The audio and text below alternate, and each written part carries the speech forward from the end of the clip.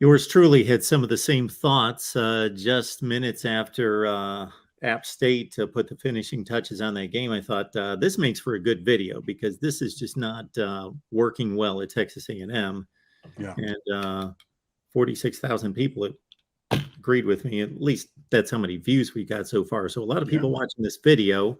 And yes, the wide receiver core, despite I made the same point, they have not produced top flight wide receivers despite recruiting out of high school top flight wide receivers. This is an offense, Cam, that scored a touchdown with 11 minutes left in the first quarter. And their second touchdown was a kickoff return. That touchdown was the lone touchdown against Appalachian State. They had 9 first downs in the game, just putrid on offense. 184 yards and 7 offensive points against App State. That was what they put up. Because, again, it was Devin the Chain, who's a borderline world-class sprinter, got loose, stepped out of a couple tackles, a couple bad angles. That was really shockingly bad fundamentals on special teams from App State, and that's where their other touchdown came from. But 184 yards and 1 score. Like, yeah, and, it's getting to be, a lot of – it's eerily similar to what was going on with Miami with Mark Richt when we're saying he has to give up the sticks, man. He can't call plays anymore. We got to get rid of John Richt. We got to get a play calling OC who's probably going to be quarterback coach. And just reading the beginning of one of their pieces, or a couple. I mean, again, I've been over on goodbullhunting.com all week reading, their side of things heading into this matchup. But a couple of pieces, Jake Hubenak, who used to play there, I think he played quarterback and then switched to tight end.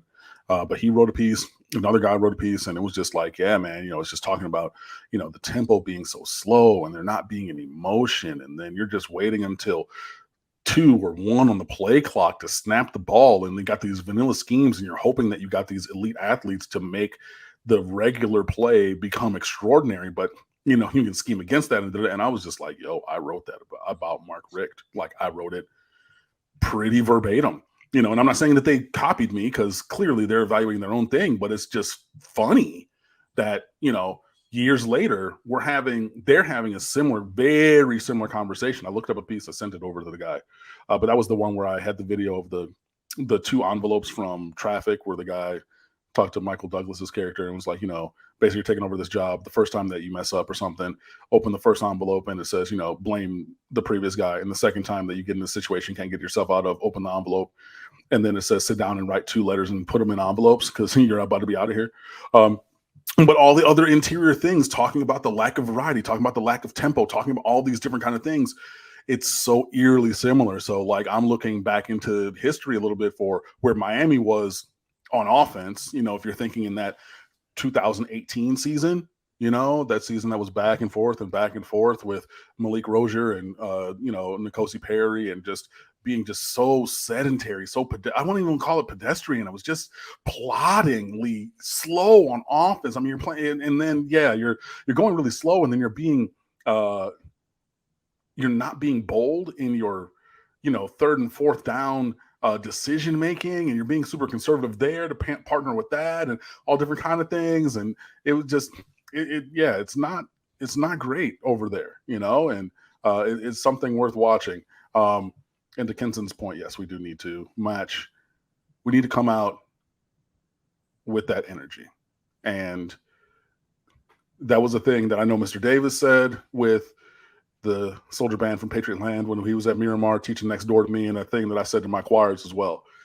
And I know all of y'all have heard something like this. But if you stay ready, you don't have to get ready. You know what I mean? So I say that to say that we need to be in that point. It's not where we have to change up everything, where we have to be, completely different from a mentality or a scheme. Well, there is some scheme that needs to improve. But, yeah, like mentally, between the ears and behind the eyes, man, like that mental aspect of the game, we got to be ready because they're going to be loud and they're going to have, another embarrassing midnight yell practice, and they're going to let the video get out, and then they're going to put DMCA claims up on that one like they did for the one last week. But, hey, it is what it is.